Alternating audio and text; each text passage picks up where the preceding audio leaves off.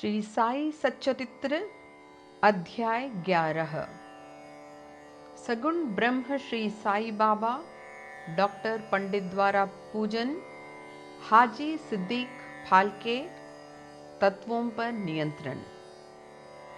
इस अध्याय में अब हम श्री साई बाबा के सगुण ब्रह्म स्वरूप, उनका पूजन तथा तत्व नियंत्रण का वर्णन करेंगे। सगुण ब्रह्म श्री साई बाबा। ब्रह्म के दो स्वरूप हैं, निर्गुण और सगुण। निर्गुण निराकार है और सगुण साकार। यद्यपि वे एक ही ब्रह्म के दो रूप हैं, फिर भी किसी को निर्गुण और किसी को सगुण उपासना में दिलचस्पी होती है। जैसा कि गीता के अध्याय 12 में वर्णन किया गया है। सगुण उपासना सरल और श्रेष्ठ है। मनुष्य स्वयं आकार में है, इसलिए उसे ईश्वर की साकार उपासना स्वभावतः ही सरल है। जब तक कुछ काल सगुण ब्रह्म की उपासना न की जाए, तब तक प्रेम और भक्ति में वृद्धि ही नहीं होती। सगुणोपासना में जैसे जैसे हमारी प्रगति होती जाती है, हम निर्गुण ब्रह्म की ओर अग्रसर होते जाते हैं। इसलिए सगुण उपासना से ही श्री गणेश करना अति उत्तम है। मूर्ति, वेदी, अग्नि, प्रकाश, सूर्य, जल और ब्राह्मण आदि सप्त उपासना की वस्तुएं होती हैं। सद्गुरु भी इन सब में श्रेष्ठ हैं। श्री साई का स्वरूप आंखों के सम्मुख लाओ, जो वैराग्य की प्रत्यक्ष मूर्ति और अनन्य शरणागत भक्तों के आश्रय दाता हैं। उनके शब्दों में विश्वास लाना ही आसन और उनके पूजन का संकल्प करना ही समस्त इच्छाओं का त्याग है। कोई कोई श्री साई बाबा की गणना भगवत भक्त अथवा एक महाभागवत में करते थे या करते हैं, परंतु हम लोगों के लिए तो बाबा ईश्वर अवतार हैं। वे अत्यंत क्षमाशील, शांत, सरल और संतुष्ट थे, जिसकी कोई उपमा ही नहीं दी जा सकती। यद्यपि वे शरीरधारी थे, पर यथार्थ में निर्गुण, निराकार, अनंत और नित्य मुक्त थे। गंगा नदी समुद्र की ओर जाती हुई मार्ग में ग्रीष्म से व्यथित अनेकों प्राणियों को शीतलता पहुंचाकर आनंदित करती है। फसलों और वृक्षों को जीवन दान देती है और जिस प्रकार प्राणियों की क्षुधा शांत करती है, उसी प्रकार श्री साई संत जीवन व्यतीत करते हुए भी दूसरों को सांत्वना और सुख पहुंचाते हैं। भगवान श्री कृष्ण ने कहा है, संत ही मेरी आत्मा हैं, वे मेरी जीवित प्रतिमा और मेरे ही विशुद्ध रूप हैं। मैं स्वयं वही हूँ। ये अवर्णनीय शक्तियाँ या ईश्वर की शक्ति, जो कि सत्य, चित्त और आनंद है, शिरडी में साई रूप में अवतीर्ण हुई थी। श्रुति अर्थात तैत्तरीय उपनिषद में ब्रह्म को आनंद कहा गया है। अभी तक यह विषय केवल पुस्तकों में पढ़ते और सुनते थे, परंतु भक्तगण ने शिरडी में इस प्रकार का प्रत्यक्ष आनंद पा लिया है। बाबा सबके आश्रयदाता थे, उन्हें किसी की सहायता की आवश्यकता न थी। उनके बैठने के लिए भक्तगण एक मुलायम आसन और एक बड़ा तकिया लगा देते थे। बाबा भक्तों के भावों का आदर करते और उनकी इच्छा अनुसार पूजन आदि करने देने में किसी प्रकार की आपत्ति न करते थे। कोई इत्र और चंदन लगाते, कोई सुपारी, पान और अन्य वस्तुएं भेंट करते और कोई नैवेद्य ही अर्पित करते थे। यद्यपि ऐसा जान पड़ता था कि उनका निवास स्थान शिरडी में है, परंतु वे तो सर्वव्यापक थे। इसका भक्तों ने नित्य प्रति अनुभव किया है। ऐसे सर्वव्यापक गुरुदेव के चरणों में मेरा बार बार नमस्कार है। डॉक्टर पंडित की भक्ति। एक बार श्री तात्या नूलकर के मित्र डॉक्टर पंडित बाबा के दर्शनार्थ शिरडी पधारे। बाबा को प्रणाम कर वे मस्जिद में कुछ देर तक बैठे। बाबा ने उन्हें श्री दादा भट्ट केलकर के पास भेजा, जहां पर उनका स्वागत हुआ। फिर दादा भट्ट और पंडित एक साथ पूजन के लिए मस्जिद गए। दादा भट्ट ने बाबा का पूजन किया। बाबा का पूजन तो प्रायः सभी किया करते थे, परंतु अभी तक उनके शुभ मस्तक पर चंदन लगाने का किसी ने भी साहस नहीं किया था। केवल एक मालसापति ही उनके गले में चंदन लगाया करते थे। डॉक्टर पंडित ने पूजन की थाली में से चंदन निकालकर बाबा के मस्तक पर त्रिपुंडाकार लगाया। लोगों ने महान आश्चर्य से देखा कि बाबा ने एक शब्द भी नहीं कहा।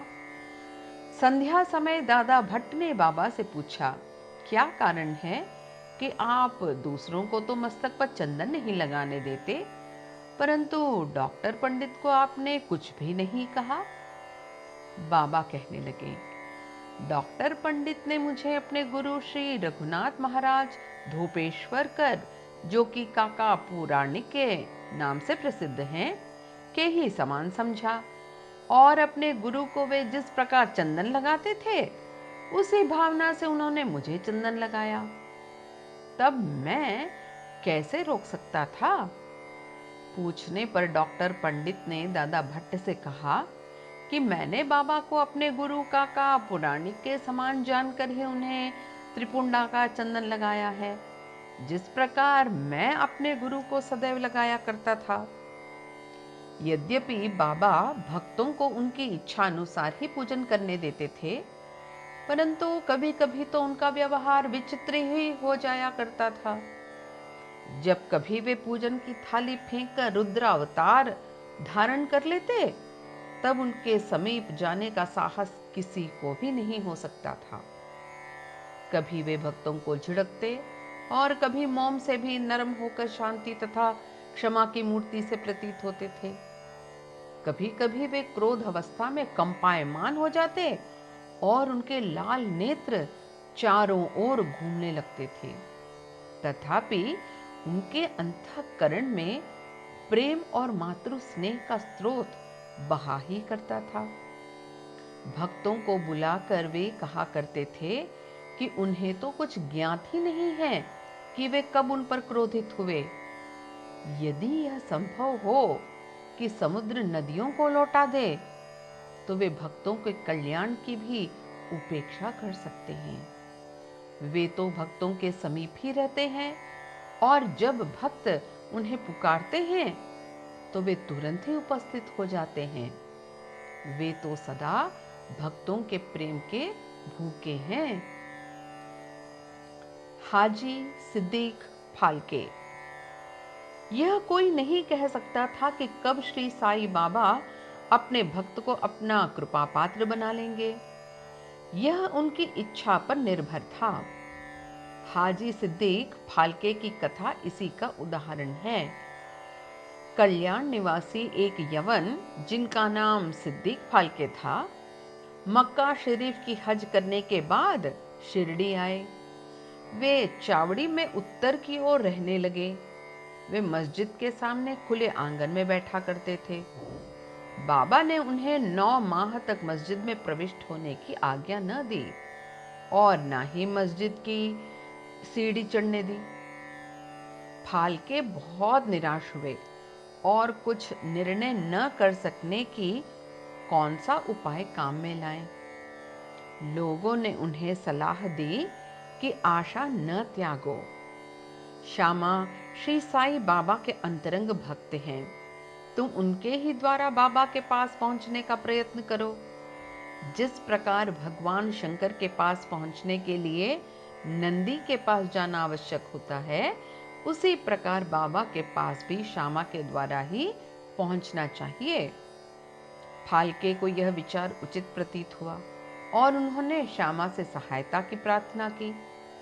श्यामा ने भी आश्वासन दे दिया और अवसर पाकर वे बाबा से इस प्रकार बोले, बाबा, आप उस बूढ़े हाजी को मस्जिद में किस कारण नहीं आने देते?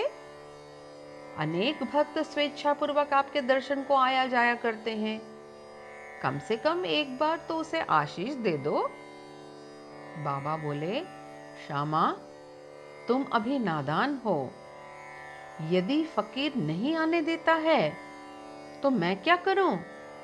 उनकी कृपा के बिना कोई भी मस्जिद की सीढ़ियां नहीं चढ़ सकता।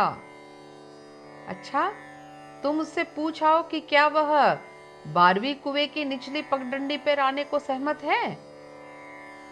श्यामा स्वीकारात्मक उत्तर लेकर पहुंचे। फिर बाबा ने पुनः श्यामा से कहा कि उससे फिर पूछो कि क्या वह मुझे 4 किश्तों में 40,000 रुपए देने को तैयार है। फिर श्यामा उत्तर लेकर लौटे कि आप कहें तो मैं 40 लाख रुपए भी देने को तैयार हूं। मैं मस्जिद में एक बकरा हलाल करने वाला हूं। उससे पूछो कि उसे क्या रुचिकर होगा, बकरे का मांस, नाद या अंडकोश। श्यामा यह उत्तर लेकर लौटे कि यदि बाबा के भोजन पात्र में से एक ग्रास भी मिल जाए तो हाजी अपने को सौभाग्यशाली समझेगा। यह उत्तर पाकर बाबा उत्तेजित हो गए और उन्होंने अपने हाथ से मिट्टी का बर्तन उठाकर फेंक दी और अपनी कफनी उठाए हुए सीधे हाजी के पास पहुंचे। वे उनसे कहने लगे कि व्यर्थ ही नमाज क्यों पढ़ते हो? अपनी श्रेष्ठता का प्रदर्शन क्यों करते हो? यह वृद्ध हाजियों के समान वेशभूषा तुमने क्यों धारण की है? क्या तुम कुरान शरीफ का इसी प्रकार पठन करते हो? तुम्हें अपना मक्का हज का अभिमान हो गया है, परंतु तुम मुझसे अनभिज्ञ हो। इस प्रकार डांट सुनकर हाजी घबरा गया। बाबा मस्जिद को लौट आए और कुछ आम की टोकरियां खरीद कर हाजी के पास पहुंचा दी। वे स्वयं भी हाजी के पास गए और अपने पास से 55 रुपए निकालकर हाजी को दिए। इसके बाद से ही बाबा हाजी से प्रेम करने लगे तथा अपने साथ भोजन करने के लिए बुलाने लगे। अब हाजी भी अपनी इच्छानुसार मस्जिद में आने जाने लगे। कभी कभी बाबा उन्हें कुछ रुपए भी भेंट दे दिया करते थे। इस प्रकार हाजी बाबा के दरबार में सम्मिलित हो गए। बाबा का तत्वों पर नियंत्रण। बाबा के तत्व नियंत्रण की 2 घटनाओं के उल्लेख के साथ ही यह अध्याय समाप्त हो जाएगा। पहला है, एक बार संध्या समय शिरडी में भयानक झंझावात आया। आकाश में घने और काले बादल छाए हुए थे। पवन झकोर रहा था, बादल गरज रहे थे और बिजली चमक रही थी। मूसलाधार वर्षा प्रारंभ हो गई। जहां देखो वहां जल ही जल दृष्टिगोचर होने लगा। सब पशु पक्षी और शिरडी वासी अधिक भयभीत होकर मस्जिद में एकत्रित हुए। शिरडी में देवियां तो अनेकों हैं, परंतु उस दिन सहायार्थ कोई नहीं आई। इसलिए सभी ने अपने भगवान साईं से, जो भक्ति के भी भूखे थे, संकट निवारण करने की प्रार्थना की। बाबा को भी दया आ गई और वे बाहर निकल आए। मस्जिद के समीप खड़े होकर उन्होंने बादलों की ओर दृष्टि कर गरजते हुए शब्दों में कहा, बस शांत हो जाओ। कुछ समय के बाद ही वर्षा का जोर कम हो गया और पवन मंद पड़ गई और आंधी भी शांत हो गई। आकाश में चंद्रदेव उदित हो गए। तब सब लोग अति प्रसन्न होकर अपने अपने घर लौट आए। दूसरी बार मध्याह्न के समय धूनी की अग्नि इतनी प्रचंड होकर जलने लगी कि उसकी लपटें ऊपर छत तक पहुंचने लगी। मस्जिद में बैठे हुए लोगों की समझ में न आता था कि जल डालकर अग्नि शांत कर दे अथवा कोई अन्य उपाय काम में लावे। बाबा से पूछने का साहस भी कोई नहीं कर पा रहा था, परंतु बाबा शीघ्र परिस्थिति को जान गए। उन्होंने अपना सटका उठाकर सामने के खंबे पर बलपूर्वक प्रहार किया और बोले, नीचे उतरो और शांत हो जाओ। सटके की प्रत्येक ठोकर पर लपटें कम होने लगी और कुछ मिनटों में ही धुनी शांत और यथापूर्वक हो गई।